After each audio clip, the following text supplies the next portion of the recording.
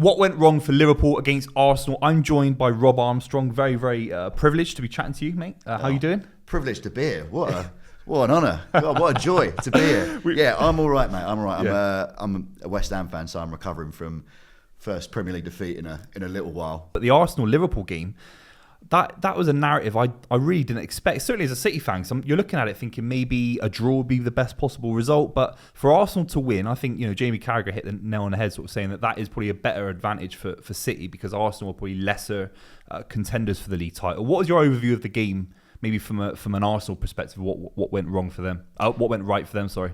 I think Arsenal will feel a little bit as though Arteta has Klopp's number a bit. So obviously in the FA Cup. It went the other way. But Liverpool have struggled a little against Arsenal. I think it's 2 points from 12 the last times they played them. So sometimes at the top, there's a lot of big dogs up there. The managers might just figure out what works. And I think yesterday that the way Arsenal were, the press on Liverpool, they just weren't letting Liverpool have anything. I think Liverpool might be a little bit tired. Injuries, and they don't have their little...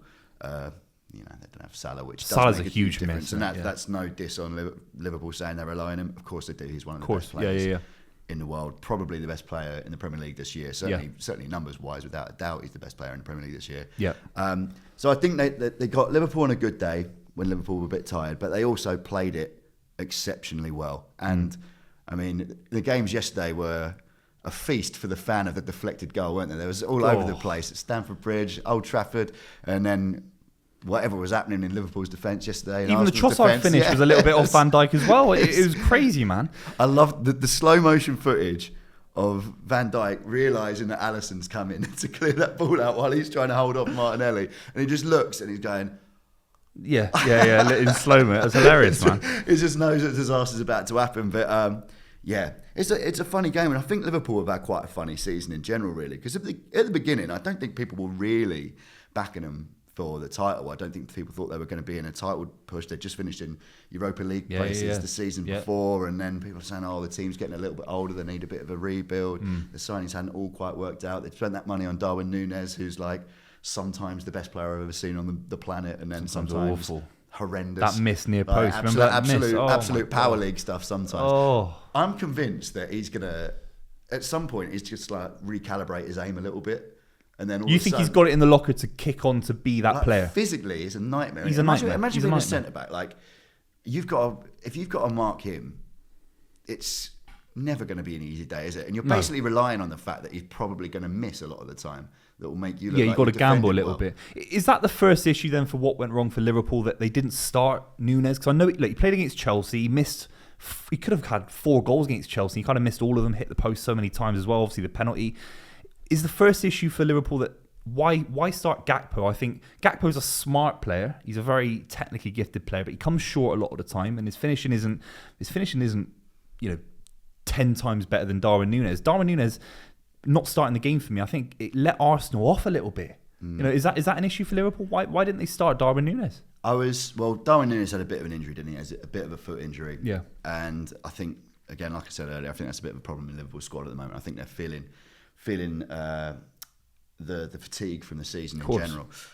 But Gakpo's a funny one, and I was reading through. I like to see when a team suffers a loss. I like to read through their fans' replies and see how. Especially on YouTube, man. Because it's funny, isn't it? Because like when you support a club, you just kind of see it from your own lens, don't you? And like when West Ham lose, all I see is, oh my God, well, Moyes has done this and this player's done this and get Benrahma out, get Benrahma back in and things like that. And then the other teams just got their own problems entirely. And in Liverpool, I see a lot of talk about Gakpo and Gravenberch. Gravenberch has come in and not made the impact that they wanted to. No. Gakpo looked at times like he was going to make an impact and hasn't quite. He's very similar to Núñez in that regard, isn't he? Obviously different kind of player, but he's hot and he's cold a little bit, and that's interesting for Liverpool. For me, I think you always, if Núñez can play any minutes of the game, obviously, look, what can I say? I'm not involved with Liverpool in terms of knowing the fitness of the players, but I think you have to start that game against Arsenal for Darwin Núñez. He's a counter-attacking player. He's the kind of player you want away from home. It's different. I think you could play Gakpo if the game was at Anfield, when you've got more of the ball and the crowd's on your side. But against Arsenal, I thought they were so lacklustre going forward.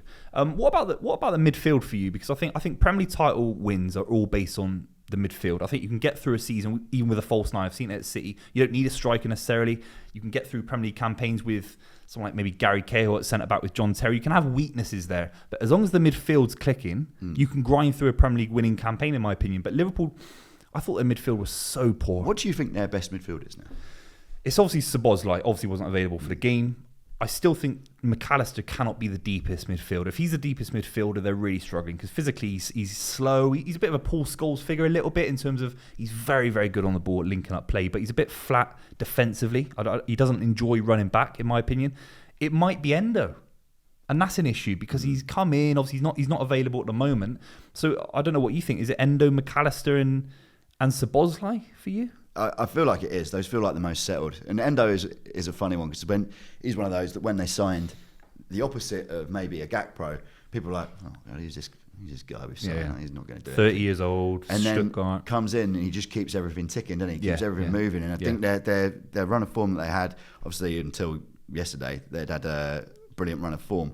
And a lot of it before the Asian Cup was kind of because they had a bit of solidity there and consistency. 100%. Which sometimes your less glorious players are the ones that like provide that Endo. for you. Endo has been huge, man. Absolutely huge. But So a Szoboszlai number missing three as on well. a number three on a midfielder. Something kind of like bit of swaz on that. Isn't it? I like that. Yeah, so I think that's the big issue for Liverpool at the moment is their midfield because once that Liverpool midfield got exposed against Arsenal, I think Jorginho. I mean, sometimes it's good to have a 12-hour break after a football match and kind of have some perspective on it. And you think, actually, Jorginho was pulling strings around the Liverpool midfield. The way they controlled the ball through Jorginho. Look, it doesn't come enough. I think Arsenal fans could definitely say that he's been a relatively poor signing. But in a one-off game like that, to start the game, I think it's his first start for a few weeks for Arsenal as well, certainly in the league.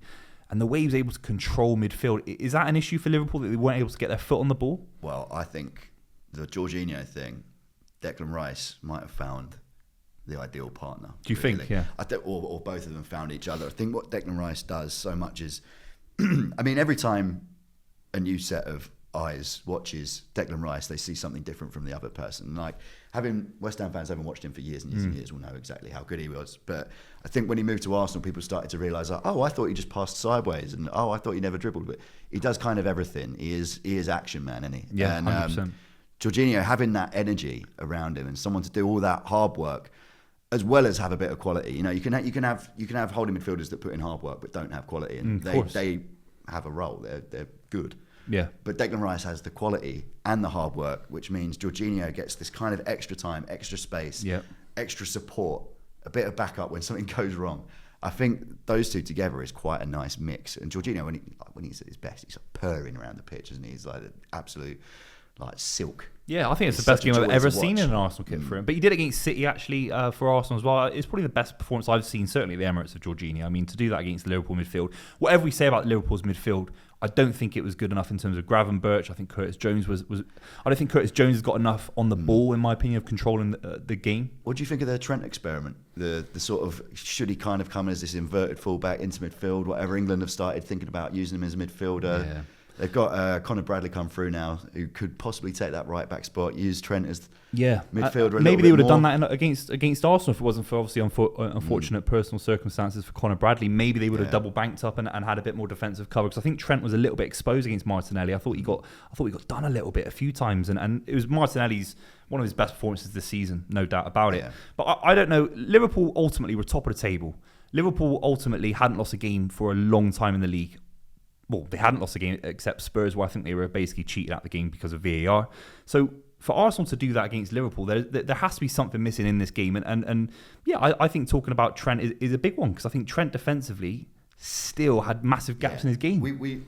I feel like we've come to accept that he's not a defender now, right? Which is why he's experimenting with this inverted fullback thing. It's like one of those absolute peak 2023, 2024 football comments that we all use now. But ultimately they want to try and push him into that midfield spot, don't they? Yeah. And it's funny because it's one of those times, Jurgen Klopp, one of the great football minds in football history, let alone Premier League at the moment. Easily. But it's one of those times where Dave in the pub has been telling him for years, look, I'm telling you, Trent is not a defender. I think he's a midfielder. Yeah. And now it's finally, on his last year, he's finally thinking, well, yeah, maybe I'll push him forward a little bit. But he couldn't do it against Arsenal for obvious reasons. Yeah. Is it a long-term solution? 'Cause I think you can only transform as a player really in your early, the 18, 19, 20-year-old kind of range. I think, what is he now, 24, 25? 25, I think, yeah. So it's like, is he a midfielder really? And you talked about England. I don't think he's got a sniff playing in midfield for England.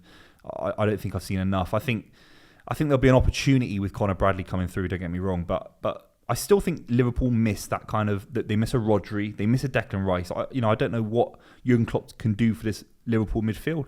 What about the front three then? We talked about Nunes, but was Jota doing enough? Like, do you prescribe to this idea that Jota is this world-class finisher that kind of Jamie Carragher alluded to, like better than Robbie Fowler and stuff like that? Far better football men than me have said that he's like the greatest finisher of all time. But I don't, even in his own admission, he doesn't think he is.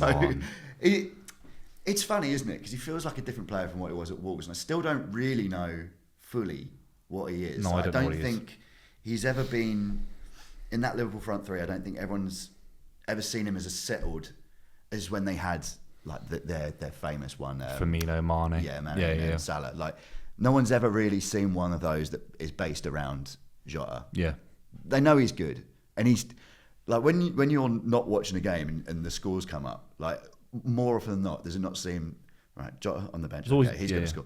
Yeah, he's on.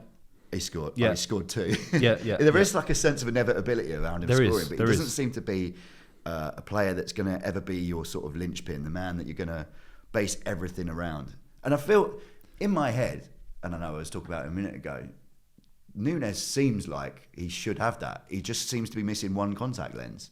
Do you know what I mean? Yeah, 100%. That is exactly like he does this weird stuff. He's got this intangible sort of chaos about him. Intangible, that you can't sort of defend against when he's on form, and then he just is the master of his own undoing most of the time.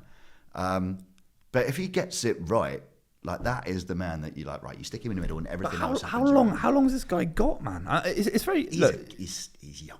He is young, but sometimes in football, it's like, obviously I'm chatting to Rory Jennings every week about Chelsea, and it's like, which is always a good way to level yourself. It's giving me joy at the moment in my life.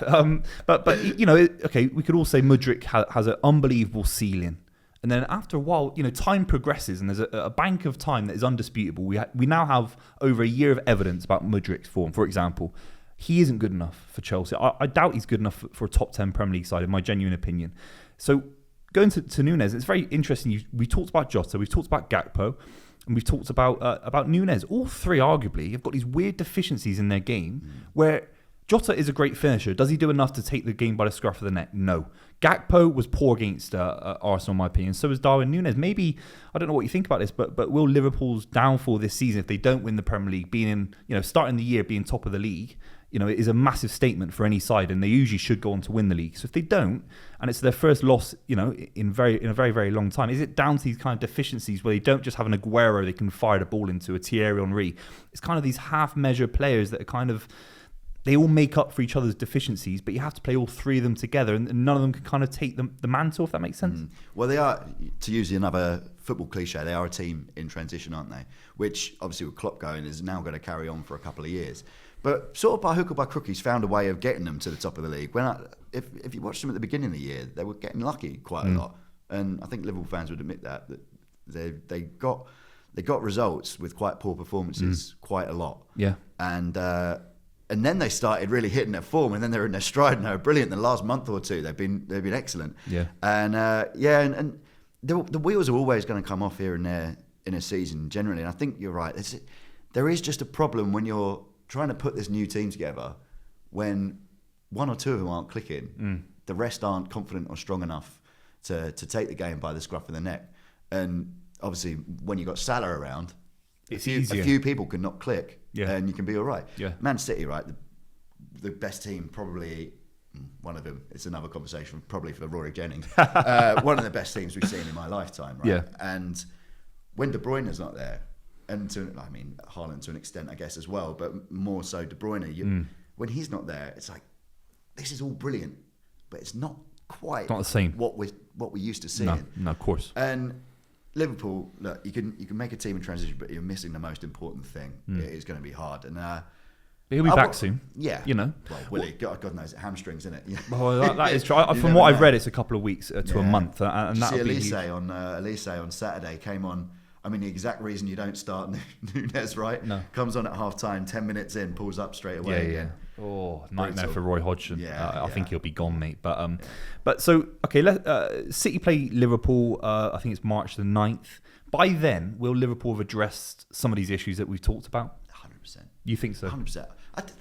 Arsenal are a good team as well. And I like to... I've grown up with a lot of Arsenal fans, so I like to give them as little credit as humanly possible. Yeah, me too. Of course I do. They are a very good team, and they do have a good manager, even if he is a bit of a loose cannon at times. Yeah, it's fine. Sometimes you have a bad game away to the team that are second or third in the league, and that's all right.